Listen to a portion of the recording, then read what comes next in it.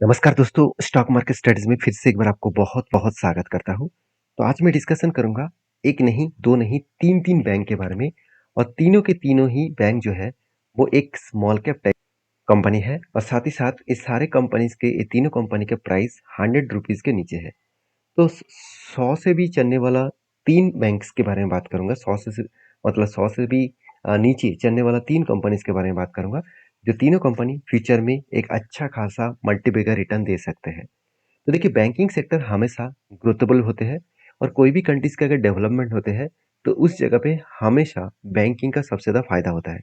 क्योंकि जब भी डेवलपमेंट होगा, वो सारे ट्रांज़ैक्शन बैंक्स के माध्यम से होगा और बैंक्स में कैश फ्लो आ जाएगा ज़्यादा और उसके कारण बैंक्स ज़्यादा से ज़्यादा लोगों को लोन दे पाएँगे और वहाँ से कम बैंक्स अच्छा खासा मुनाफ़ा कमा पाएँगे।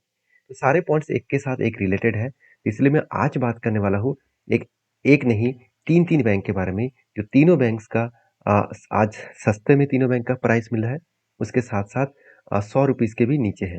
तो कंपनी के ऊपर अच्छा खासा डिस्काउंट भी है और ₹100 के नीचे चल रहा है। तो ऐसे कौन-सा बैंक है? चलो मैं आज आपके साथ शेयर कर लेता हूँ। फर्स्ट जो बैंक के बारे में चर्चा करूँगा, उसका नाम उज्जीवन स्मॉल फाइनेंस बैंक। देखिए उज्जीवन स्मॉल फाइनेंस बैंक जब लिस्टिंग हुआ, जब मार्केट में लिस्टिंग हुआ था, उसके बाद इसका बुरी तरीके से हालत खराब हो गया था। कंटिन्यूअसली गिरते चले जा रहे थे और आज वही हाई लेवल को वो टच किया है। तो कंपनी में दम नहीं होता, तो वो फिर से रिकवरी नहीं करते।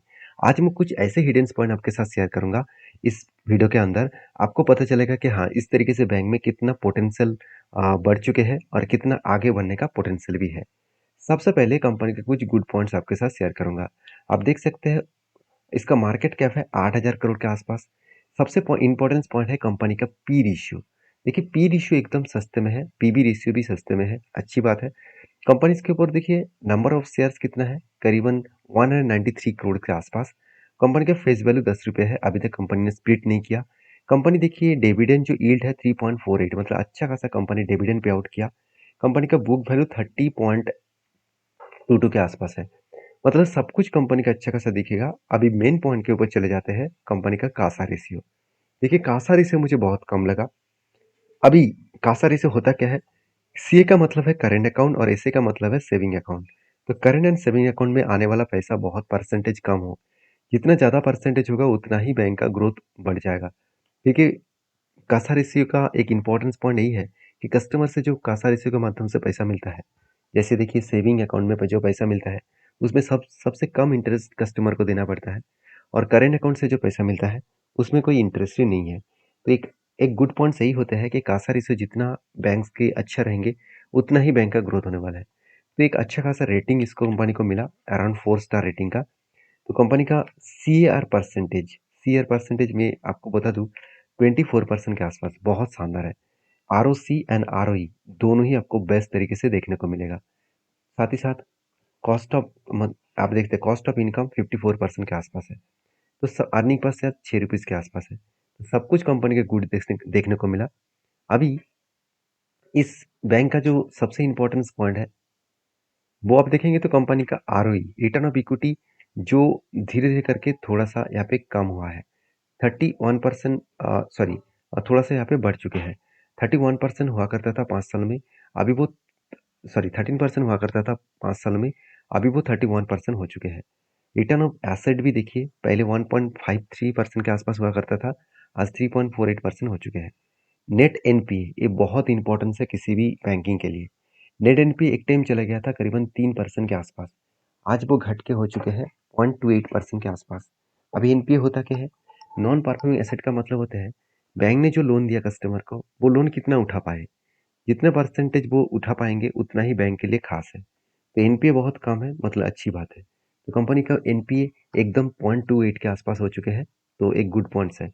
साथ ही साथ एनआईएम परसेंटेज भी चलो ठीक ठाक है।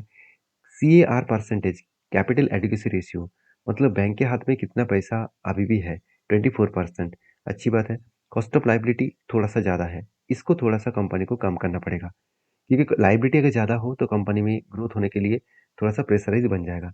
पैग रेशियो 0.02 के आसपास है, ठीक ठाक है, 1% के नीचे है तो गुड पॉइंट्स है। तो सब कुछ कंपनी के अच्छे पॉइंट्स देखने को मिला। अभी कंपनी के और कुछ पॉइंट्स मैं आपके साथ शेयर करूंगा। जैसे आप देखेंगे कंपनी के जो फाइनेंशियल डिटेल्स है, उस डिटेल्स के बारे में अगर बात करूँ तो कंपनीज की जो रेवेन्यूज है मार्केट शेयर है वो आप देखेंगे तो बैंक का रिटेल बैंकिंग से 87% रेवेन्यू जनरेट हो रहा है और कंपनी के ट्रेजरी जो सेक्टर है उसमें 10%, होलसेल के ऊपर 2%। तो कंपनी के जो माइक्रो बैंकिंग है 54% माइक्रो बैंकिंग के ऊपर पैसा आ रहा है। साथ ही साथ देखा जाए तो सोर्स जो है इसका सोर्स ऑफ हाउसिंग है उसके ऊपर 17%, साथ ही साथ इंडिविजुअल के ऊपर 16%, अदर्स के ऊपर 8%, एमएससी जो सेक्टर है उसके ऊपर 5%। तो कंपनी हर दिशा से मार्केट से उठा रहा है। तो एक गुड पॉइंट्स है, कंपनी में आगे बढ़ने के लिए पोटेंशियल दिखेगा।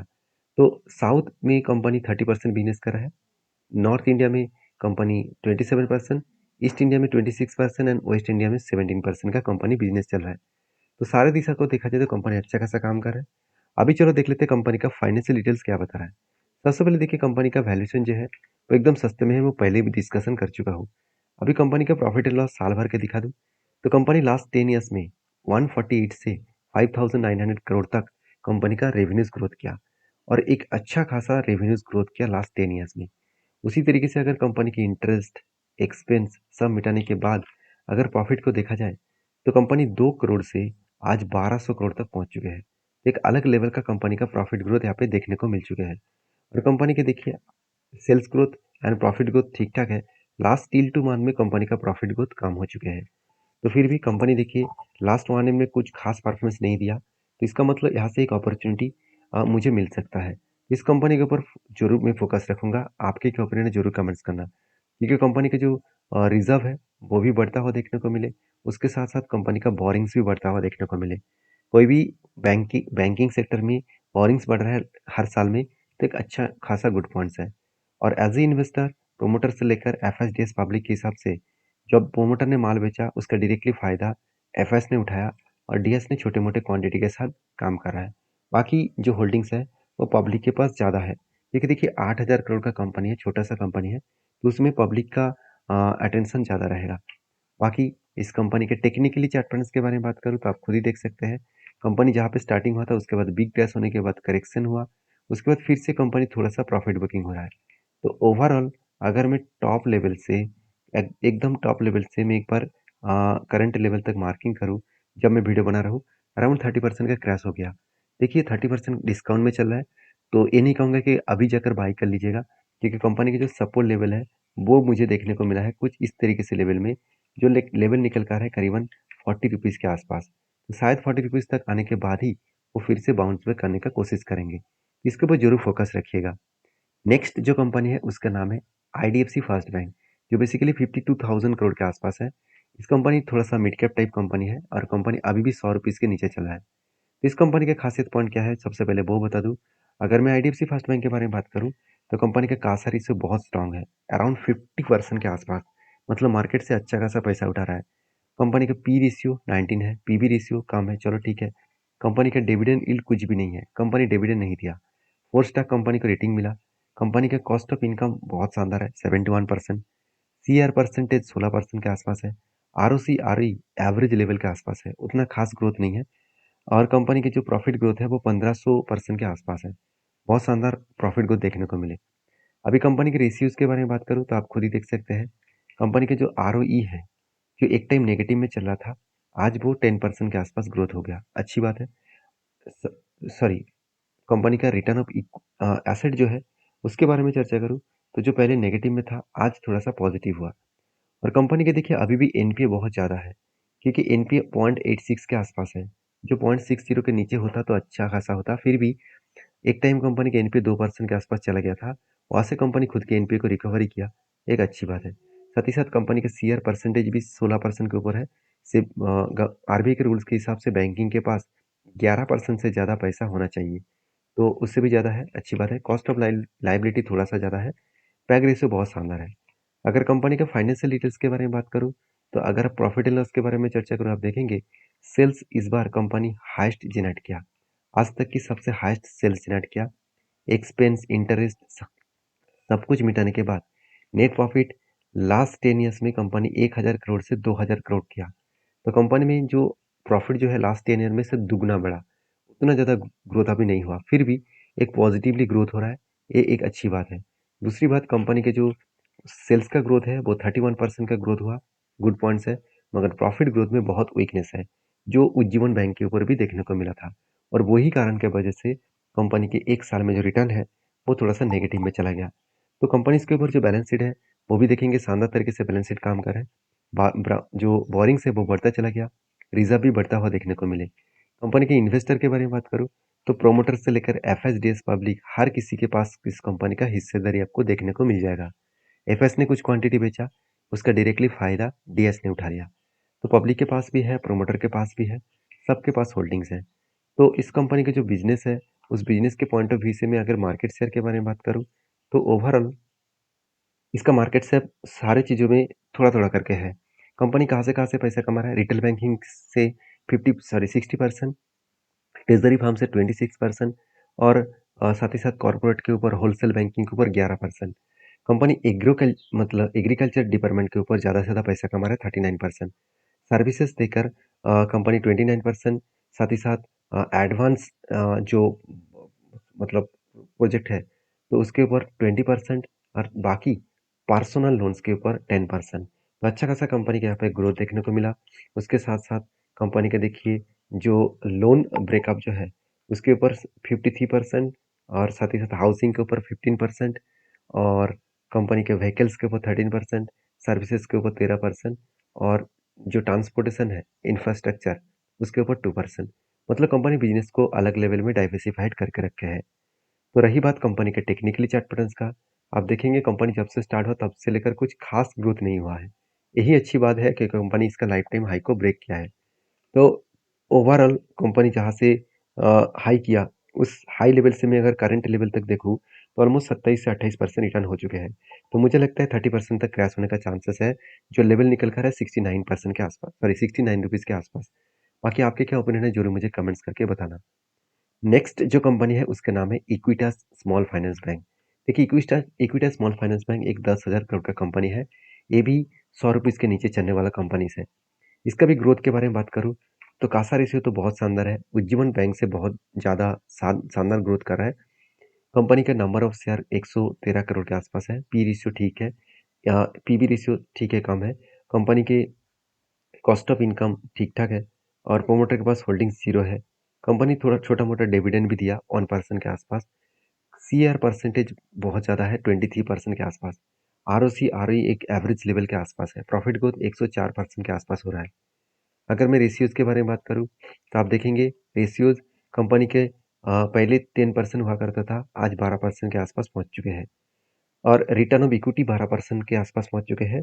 और रिटर्न ऑफ एसेट के बारे में बात करूं जो पहले 1.85% के आसपास हुआ करता था, आज 1.5% के आसपास हो चुके हैं। मतलब यहाँ पे रिटर्न ऑफ एसेट भी अच्छा खासा देखने को मिला है। और नेट एनपीए जो है उसके बारे में बात करूं जो 1.21% के आसपास एनपीए देखने को मिला है, वो अभी भी पहले भी जितना था उतना ही एनपीए देखने को मिला। मतलब यहाँ पे बिग बिग प्रॉब्लम्स है क्योंकि एनपीए जितना कम होगा उतना ही कंपनी का ग्रोथ होने का चांसेस रहेगा। तो एनपीए को कंपनी को कंट्रोल करना होगा। बाकी सीआर परसेंटेज अच्छा खासा है, कॉस्ट ऑफ लायबिलिटी थोड़ा सा ज़्यादा देखने को मिला, पैग रेशियो तो ठीक ठाक है। कंपनी के बिजनेस के बारे में बात करूँ तो अगर मैं कंपनी के बिजनेस के बारे में यहाँ पे चर्चा करूँ तो कंपनी के रेवेन्यू जो है वो रिटेल बैंकिंग के ऊपर ही ज़्यादा से ज़्यादा आ रहा है, 84%। बाकी ट्रेजरी के ऊपर 11%, बाकी अदर्स के ऊपर, कॉर्पोरेट के ऊपर छोटा मोटा है। तो कंपनी का जो बिजनेस है उस हिसाब से स्मॉल बिजनेस लोन के ऊपर सबसे ज़्यादा कंपनी काम करता है, क्योंकि कंपनी एक छोटा सा कंपनी है, एक स्मॉल फाइनेंस के ऊपर काम करते हैं, जहाँ पे कंपनी का बिजनेस जो है वो 38% हो रहा है। व्हीकल इंडस्ट्रीज के ऊपर 24%, माइक्रो फाइनेंस के ऊपर 18%, हाउसिंग फाइनेंस के ऊपर 12%, बाकी जो एमएससी जो सेगमेंट है उसके ऊपर 3% और बाकी एनबीएफसी के ऊपर 2%। तो कंपनी बिजनेस को कुछ इस तरीके से फैला के रखा है। टोटली इंडिया में 100% काम कर रहा है और सबसे ज़्यादा काम कंपनी का रिटेल बैंकिंग के ऊपर है। तो बेसिकली कंपनी का जो परफॉर्मेंस है उसके बारे में बात करूँ तो प्रॉफिट एंड लॉस, कंपनी का सेल्स, रेवेन्यूज लगातार बढ़ते चले गए, इस बार भी रेवेन्यूज हाइस्ट किया। एक्सपेंस और इंटरनेट मिटाने के बाद कंपनी का नेट प्रॉफिट जो 85 करोड़ था पहले 10 साल पहले, आज वो 700 करोड़ के आसपास पहुंच चुके हैं। इस बार कंपनी का नेट प्रॉफिट थोड़ा सा कम हुआ क्योंकि सेल्स का ग्रोथ तो बहुत शानदार है और रेवेन्यूज का ग्रोथ तो शानदार है, मगर प्रॉफिट ग्रोथ में वीकनेस है और यही कारण की वजह से एक साल में नेगेटिव देखने को मिला। तो बाकी इस कंपनी के ऊपर एज ए इन्वेस्टर प्रोमोटर से लेकर एफएसडीएस पब्लिक के पास देखा जाए तो प्रोमोटर ने माल बेचा, उसका डायरेक्टली फायदा एफएस और डीएस ने और पब्लिक ने तीनों मिलकर उठाया। तो देखिए अच्छी बात यह है कि इंस्टीट्यूशन के पास भी इस कंपनी का अच्छा खासा होल्डिंग्स है। इक्विटीज के ऊपर भी आप फोकस रखिएगा क्योंकि कंपनी का जो चार्ट पैटर्न्स बना है, अगर चार्ट को लाइफ टाइम हाई से अगर मैं देखूँ तो लाइफ टाइम हाई से कंपनी ऑलमोस्ट 30% के आसपास करेक्शन हो चुके हैं। तो मुझे लगता है जो सपोर्ट लेवल यहाँ पे जो सपोर्ट लेवल देखने को मिला अराउंड 70 रुपीज़ के आसपास, इस लेवल तक आने का चांसेस हो सकते हैं। अगर इस लेवल तक आए, टॉप लेवल से अगर करंट इस लेवल तक आए तो ऑलमोस्ट 40% के आसपास करेक्शन हो सकता है। इसके लिए मैं इंतज़ार करूँगा, जब इस लेवल तक आएगा तो मैं ज़रूर इसका कुछ डिसीज़न ज़रूर लूँगा। तो ये था कुछ 3 कंपनी, तो तीनों कंपनी के बारे में मैंने आपके साथ चर्चा किया हूँ। वीडियो में अगर जानकारी अच्छा मिले तो प्लीज़ लाइक कर देना और इसी तरीके से वीडियो पाने के लिए चैनल को सब्सक्राइब करना। और हाँ, कोई भी किसी भी कंपनीज़ के ऊपर मेरे तरफ से आपके लिए बाय सेल का रिकमेंडेशन नहीं है। मेरे सारे पॉइंट्स मैं आपके साथ शेयर किया हूँ, जो मैंने रिसर्च करके देखा और आपको इस पॉइंट्स को वेरीफ़ाई करना है, उसके बाद आपको काम करना है।